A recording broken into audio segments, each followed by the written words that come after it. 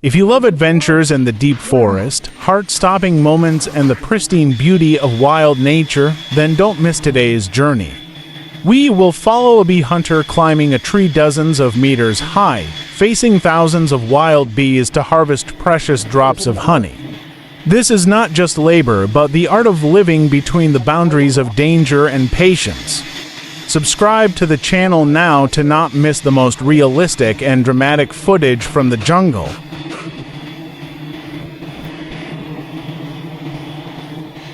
In the midst of the lush green rainforest, where every leaf seemed to breathe the moisture of the earth, sunlight struggled to reach the ground. The sound there was unlike any music ever written by man, just the chirping of insects, the faint rustling of leaves, and the deep, steady, menacing hum of a swarm of wild bees protecting their treasure. It was not just a sound, but a warning, an ancient melody that only those who truly knew the forest dared to listen to.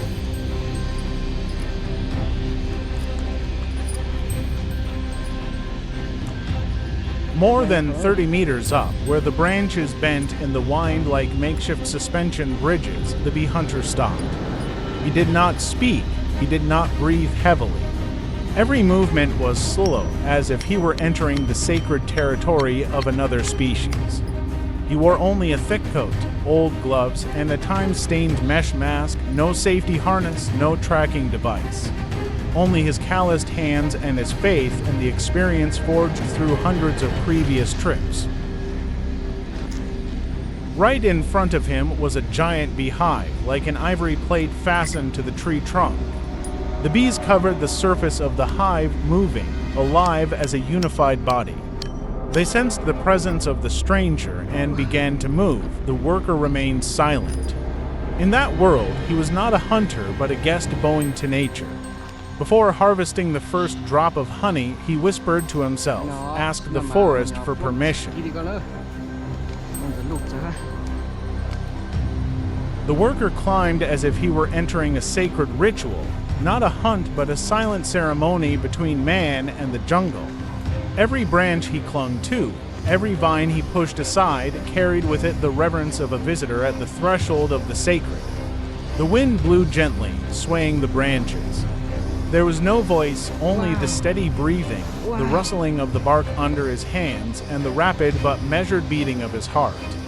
He knew, the higher he got, the closer he got to the hive, the smaller and slower his movements had to be, a whisper to nature. And then the hive appeared, magnificent, majestic, like a treasure protected by 1,000 tiny creatures.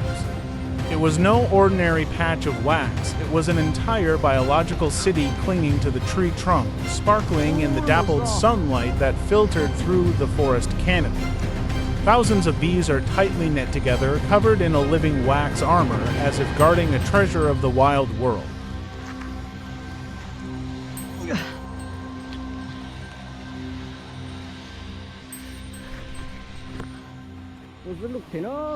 The worker is not in a hurry. He does not wave his hands to chase them away, does not cut haphazardly. He bows his head, his hands pausing in midair, a brief but meaningful moment, as if asking the forest for permission. Then he cuts, decisively, precisely, gently. The golden honey pours out, the fragrance wafts through the air, and immediately, the entire hive bursts into chaotic buzzing.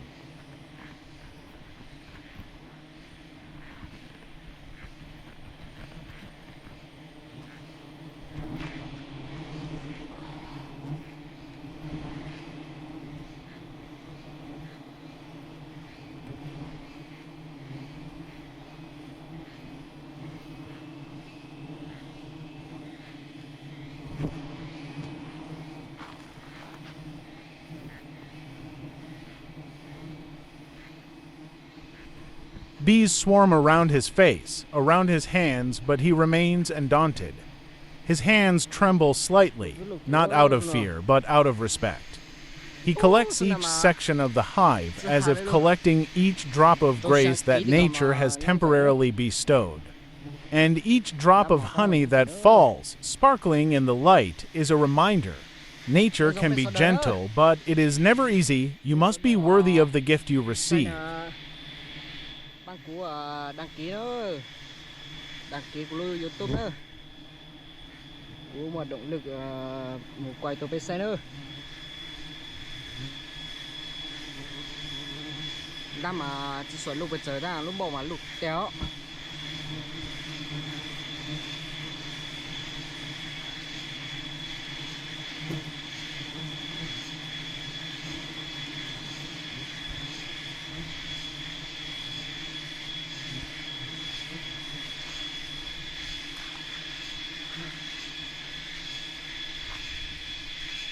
To reach the hive, the worker needs not only experience, but also a protective layer like the armor of a jungle warrior. In a world where even the smallest sting can cause anaphylactic shock, the suit is the only thing that separates life from lurking danger. From head to toe, he is covered in thick fabric without a single gap.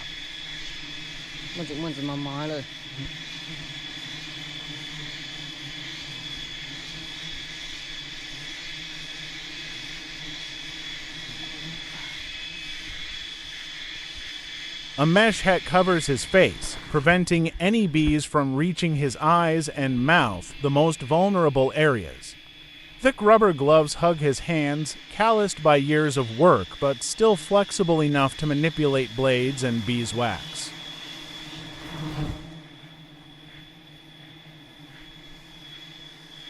The suit is not beautiful, but gentle, a necessary shield for him to survive in the territory of thousands of creatures ready to defend their territory to the end. From a distance, he looks like a silent knight advancing towards the honey fortress, not for glory, but for a mission passed down through many generations.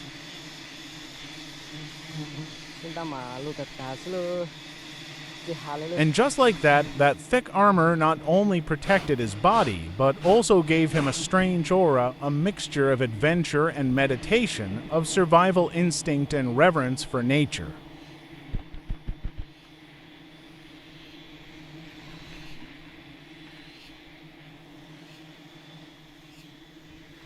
Not everyone can wear that armor. And not everyone is brave enough to put it on and climb to the top of the tree where there is no safety net underfoot, only the buzzing sound and the scrutinizing gaze of the forest, but that worker is used to it. And for him, the moment standing in front of the beehive is no longer a challenge, but a sacred invitation from the deep forest, reserved for those who know how to keep reverence in every breath.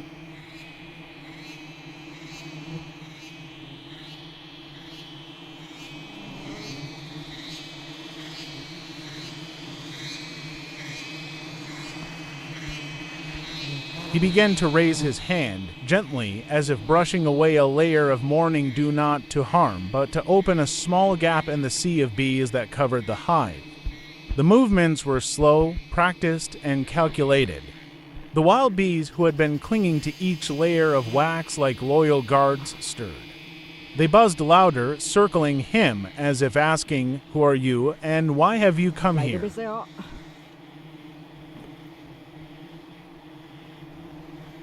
The first bees began to disperse, revealing the golden edge of the honeycomb, shimmering in the sunlight filtering through the leaves. The scent of honey spread out, sweet, fragrant, and overwhelmingly natural. Underneath the dense layer of bees were blocks of beeswax created with infinite perseverance, like soft gems of the forest. When the hive was clearly visible, the worker leaned over slightly, his hand tightening on the small knife hidden in the cloth sheath at his waist. It was not a large knife, just a thin, sharp blade, as long as a glove, carefully sharpened over many years of use. But in his hand, it was no longer a tool, it was more like a musical instrument, ready to play the final melody of the honey-collecting ritual.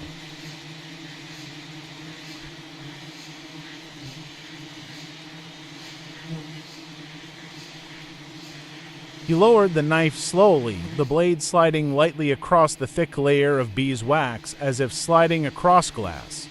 There was no sound of metal hitting stone, no clanging sound, just a faint rustling sound as if someone were cutting through a velvet cloth. Each time the knife passed, a layer of golden honey began to ooze out, thick as wild syrup. The sweet, rich scent immediately filled the air, so alluring that even the bees became confused. But the worker was in no hurry. He cut layer by layer, cell by cell, not slashing, not chopping, but as if caressing each sweet stream flowing from the heart of the forest. His eyes never left the honeycomb, focused, serious, and quiet like someone performing a ritual. The bees were now more active. Some flew close to his mesh mask, others clung to his gloves, even landed on his knife. But he did not protest. His calmness seemed to soothe their instinctive wariness. And so, each portion of honey was extracted from the plant, just enough, not greedily, as if he were borrowing nature's sweetness and returning it with the deepest respect.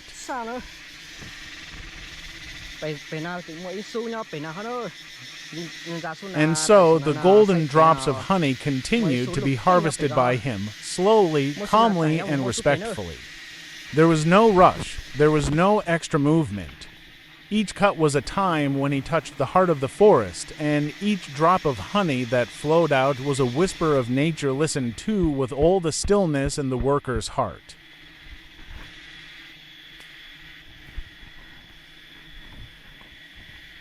When the sun touched the top of the tallest tree, the worker quietly climbed down, his shoulders carrying the honeycomb, his back wet with sweat, but his eyes sparkling like the honey he had just picked.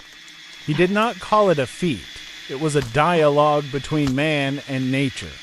A greeting, a thank you, and then he peeled off the first layer of wax, tasting that drop of raw honey, as if tasting again the courage and respect he had left behind from above.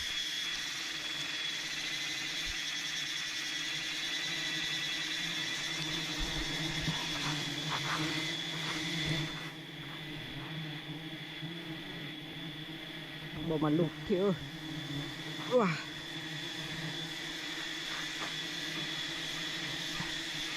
Để lại đó.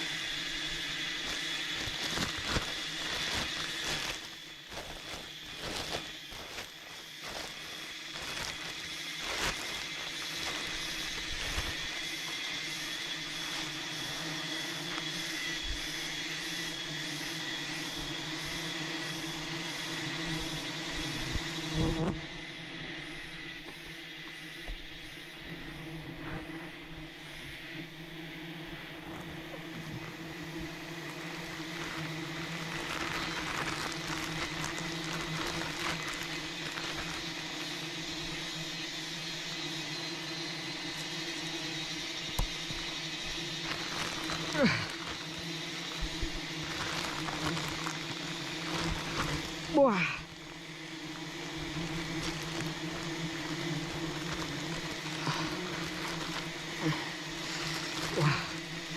Đủ nhắm tiêu chứ. Dạ. Chà chà. Chà chà.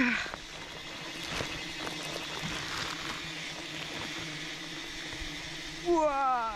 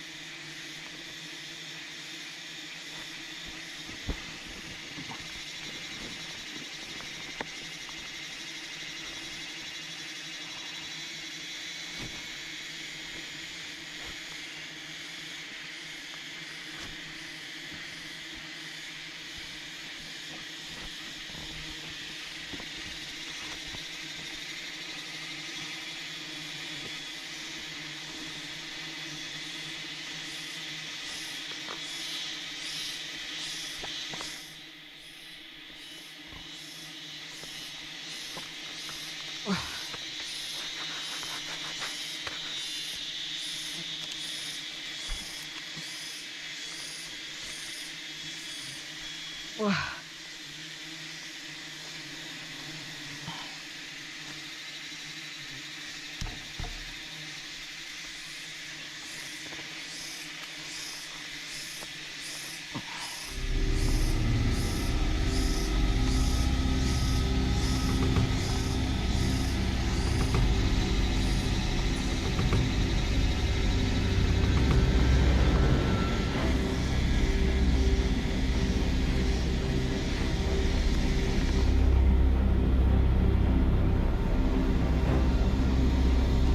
Wow.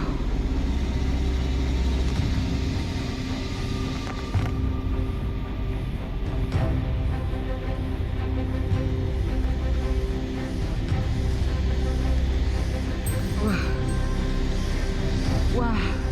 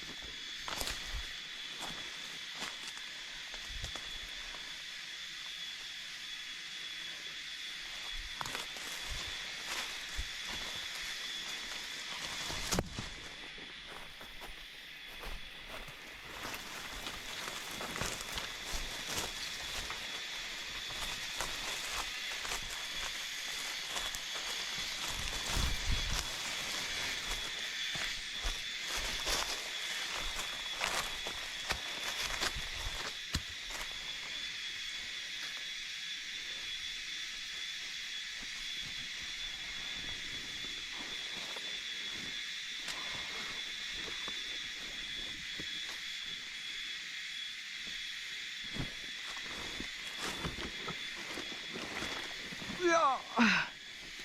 Yeah. Wow.